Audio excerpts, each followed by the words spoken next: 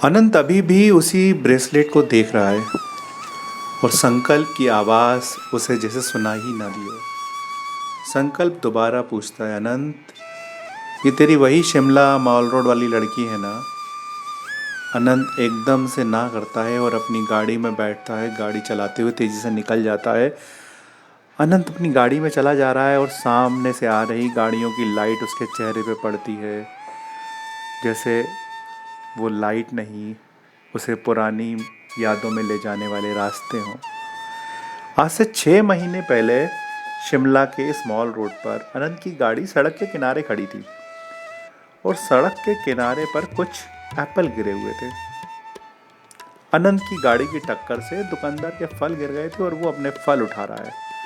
अनंत गुस्से से उस पर चिल्ला रहा है कि एक तो सड़क के किनारे दुकान लगा के बैठे हो, सड़क गाड़ी चलाने के लिए, दुकान लगाने के लिए नहीं। लेकिन जैसे ही अनंत गाड़ी में बैठ के जाने लगता है, संकल्प भी उसके साथ है कि आरिका वहां आती है तेजी से। दिव्या भी उसके साथ है और वो अनंत का हाथ पकड़ के उसे जाने से रोकती है और डांटती है, तुम अमीरजादे समझते क्या हो अपने आप को? सड़क तुम्हारे बाप की नहीं है। अभी के अभी उस दुकानदार से माफी मांगो, नहीं तो। एक पल को अनंत उसे देखता रह जाता है। संकल्प बोलता, अरे भाई देख क्या रहा है, पब्लिक में धमकी दे रही है। लेकिन आरिका जैसे एक ट्रांस से बाहर आई, धमकी दे रही है? अरे नहीं भाई, मैं धमकी नहीं दे रही हूँ, मैं सच बोल रही हूँ। और वो गुस्से में पत्थर उठा के अनंत की गाड़ी की हेडलाइट तोड़ देती है। अभी सिर्फ हेडलाइट तोड़ी है, माफी मांगो नहीं तो पूरी की पूरी कार तोड़ दूंगी। आनंद को गुस्सा आ जाता है, लेकिन अपने गुस्से को कंट्रोल करके एक हल्की सी स्माइल लाता है और कहता है, ओ दुकान वाले भाई, इस लड़की को बोलो कि मैंने तुम्हारे नुकसान के पूरे पैसे दे दिए। दुकान वाला आनंद को देख के हाँ में सारे लाता है। आरिका एकदम हैरान हो जाती है। अनंत आगे बढ़ते हुए बोलता है, अब तुम मेरे नुकसान की भरपाई करोगी मिस, जो भी हो तुम।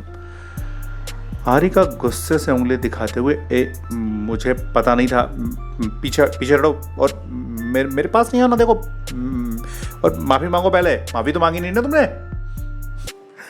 अनंत आदित्य का हाथ पकड़ लेता है, सॉरी मैं किसी को बोलता नहीं, तुम भी रहने दो सॉरी, लेकिन नुकसान तो भरना पड़ेगा। और ये बोलते हुए वो आरिका के एकदम करीब आ गया। ऐसा लगता है जैसे वो उसके लिप्स पे किस कर देगा। आरिका भी कुछ पल के लिए उसकी आंखों में खो गई है। थोड़ी दूर पे कोई बांसुरी बजाने वाला बांसुरी बजा रहा है और वो म्यूज़िक सुनाई दे रहा है।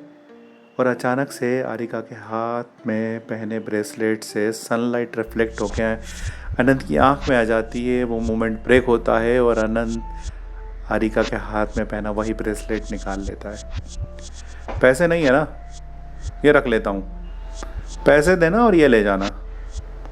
और फिर अनंत अपनी गाड़ी में बैठ के चला जाता है। अनंत उसके जाने के बाद भी वैसे ही खड़ी है आरिका, हाथ ऊपर चेहरे के पास किए, जैसे अनंत ने उसके हाथ को किया था। अनंत एक बार मुड़कर देखता है, वापस अपनी यादों से बाहर आता है। अनंत गाड़ी चलाए जा रहा है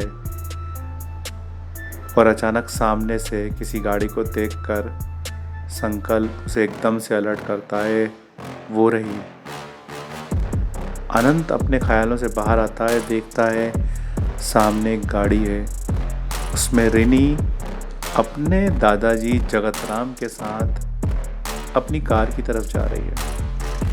ये जगतराम वही हैं, आरिका के दादाजी। जगतराम और रिनी को देख के अनंत की आंखें गुस्से से लाल हो गई हैं। संकल्प कहता है, ये जगतराम की पोती रिनी को देखते ही तेरी आंखें गुस्से से लाल हो जाती हैं, फिर कैसे करेगा तू अपना मिशन पूरा? कैसे फंसाएगा रिनी को अपने प्यार के जाल में? आनंद की आंखें अभी भी गुस्से से लाल हैं। लग रहा है कि वो जगतराम और रिनी दोनों के ऊपर गाड़ी चढ़ा देगा। क्या था ये राज?